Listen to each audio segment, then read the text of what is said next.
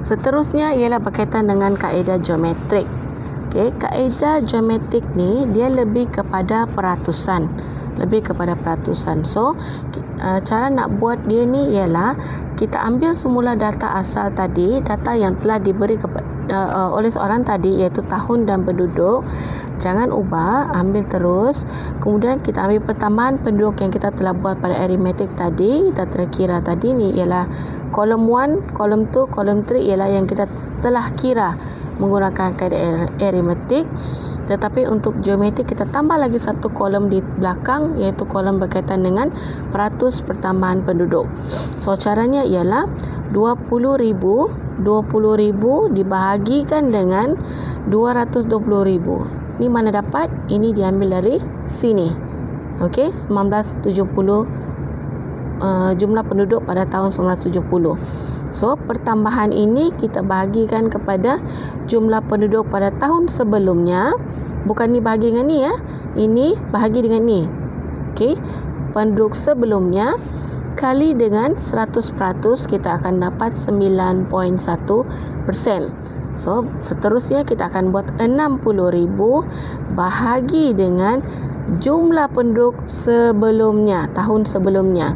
Ingat ya, bukan 300,000. Kita akan bahagikan dengan jumlah penduduk tahun sebelumnya.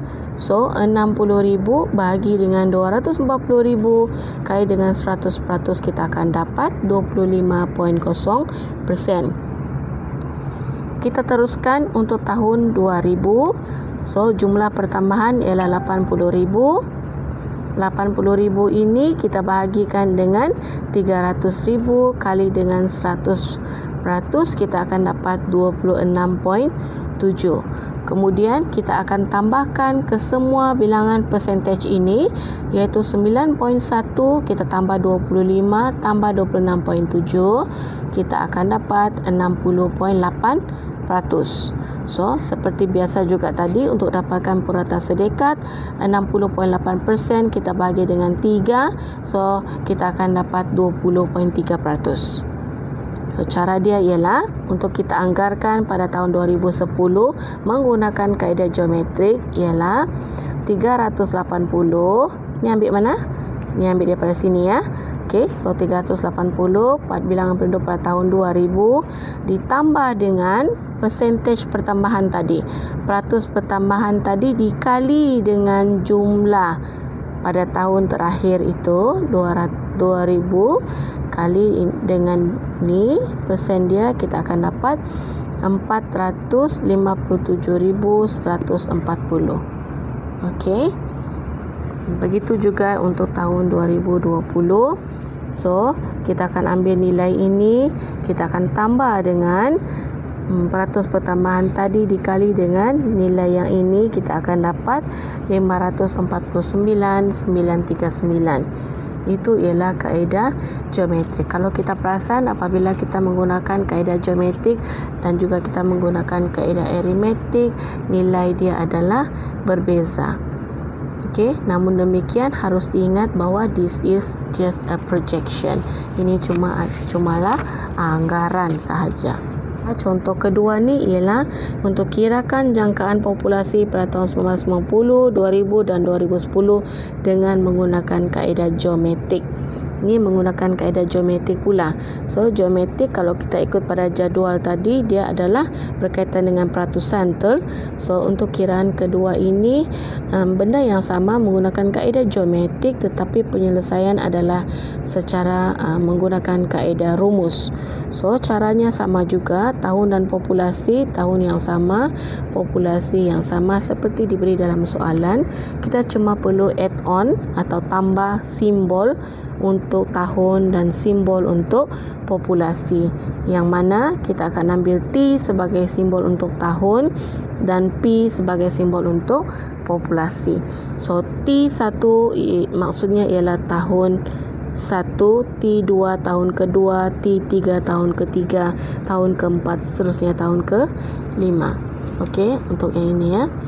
Manakala P pula ialah P1, P2, P3, P4 dan P5. Okey. kaedahnya, caranya ialah kalau kita tengok di sini,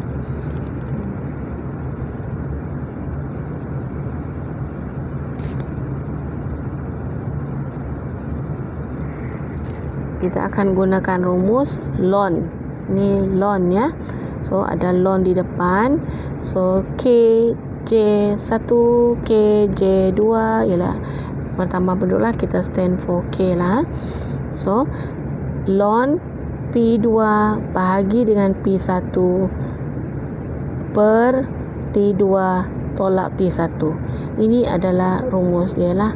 Okey, begitu juga apabila kita nak tengok projection yang tahun kedua, ln tahun ketiga tolak ln populasi ketiga tolak dengan populasi kedua bahagi dengan tahun ketiga tolak tahun kedua.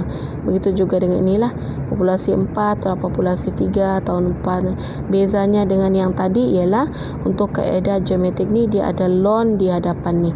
So bila kita menggunakan kalkulator, kita kena tekan ln. Jangan lupa ya. So apabila kita dah selesai masuk macam ni, ini ada sedikit kesilapan. Ini ialah tahun 1970, ini ialah 60.